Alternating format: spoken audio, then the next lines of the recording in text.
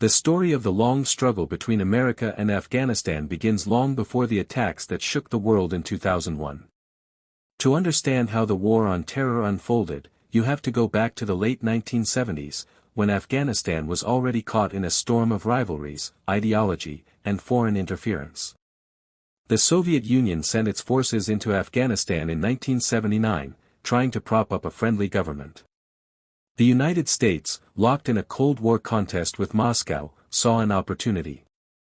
American intelligence agencies began supporting Afghan fighters who opposed Soviet occupation. These fighters, known as the Mujahideen, became the center of global attention as they resisted a superpower with basic weapons, determination, and help from abroad. The United States, Saudi Arabia, and Pakistan played major roles in supplying money, training, and arms.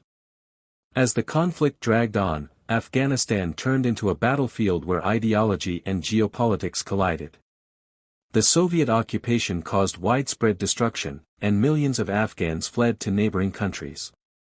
Refugee camps in Pakistan and Iran turned into training grounds, political hubs, and places where different factions developed.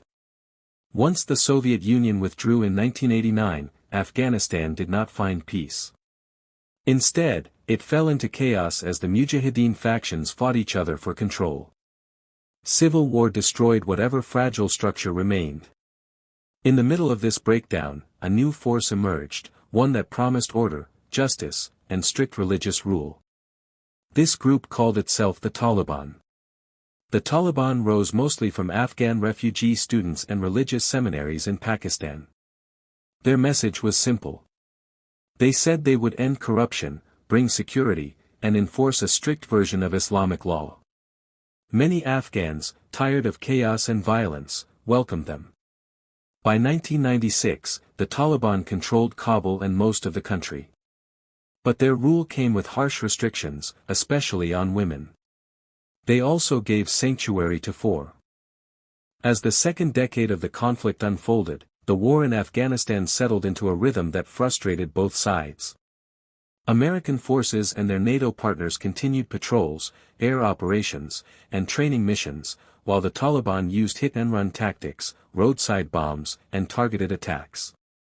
Each year brought new strategies and new promises, yet the ground realities changed slowly. Afghanistan's geography added to the challenge. Mountains, deserts, and remote valleys made it difficult for foreign troops to maintain long-term control. Villages shifted loyalties based on local disputes, tribal ties, and the pressure of whoever held power at the moment. The Afghan government tried to extend its reach, but corruption remained a constant problem. Reports of officials taking bribes, misusing aid money, or favoring certain families undermined public trust. Many Afghans felt caught between a government they viewed as corrupt and a Taliban movement they feared but sometimes saw as more consistent in delivering quick, if harsh, justice. This dynamic allowed the Taliban to rebuild their networks, especially in rural regions where government presence was weak or symbolic. Meanwhile, the United States searched for a way to end the war responsibly. The conflict had cost thousands of American lives and billions of dollars. Politicians debated the mission's goals. Some argued that rebuilding Afghanistan was essential to prevent terrorism, while others believed the United States had taken on an impossible burden. These debates influenced strategy on the ground. American commanders had to balance counterterrorism operations with nation-building tasks, often stretching their resources thin.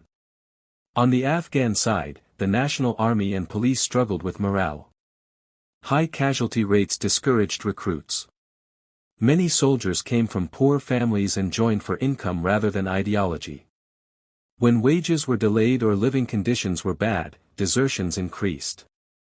In some units, the years that followed brought the conflict to a tense crossroads. By this time, the war had stretched across almost 2 decades, and every side involved was exhausted. The United States had shifted from large-scale combat to a more limited but still active presence.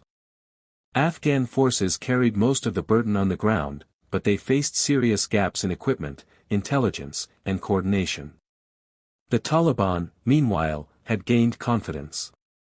They controlled or contested many rural districts and had built a parallel system of governance in places where the official government struggled to operate. Talks between the United States and the Taliban gained momentum. These discussions were direct, something that had not happened in the earlier years of the conflict. The focus narrowed to one central issue, the withdrawal of American forces.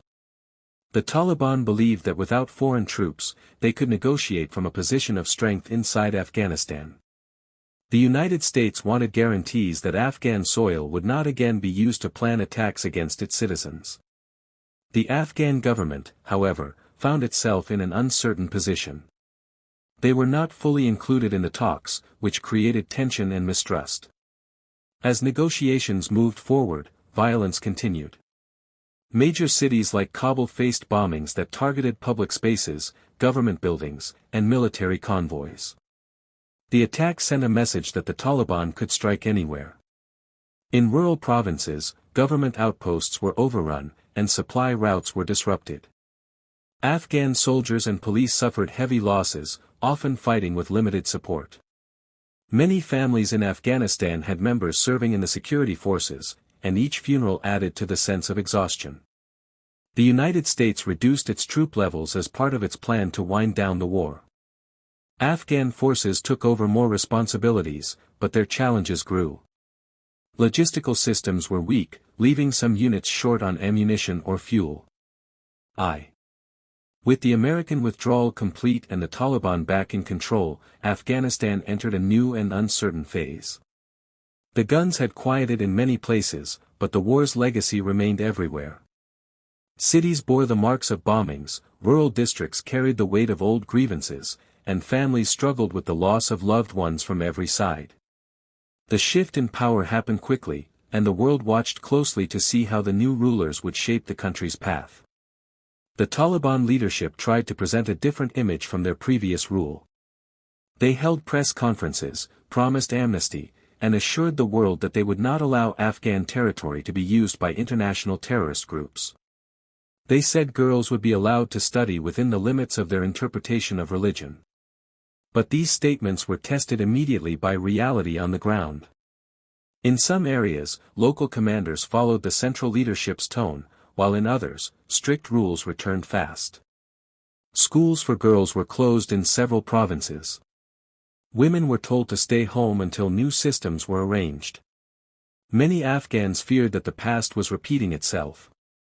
At the same time, the country faced a severe economic crisis. International aid, which had supported much of Afghanistan's budget for years, was frozen. Banks struggled with cash shortages. Salaries for teachers, doctors, and civil servants went unpaid for months. The local currency lost value. Prices for food, fuel, and daily essentials rose sharply. For many families, survival became more difficult than during the war. Without foreign funds, Afghanistan's government had to rely on customs revenue, limited taxes, and humanitarian assistance. Humanitarian organizations warned of famine. Droughts had already reduced crops in parts of the country. Farmers who had borrowed money could not repay their debts.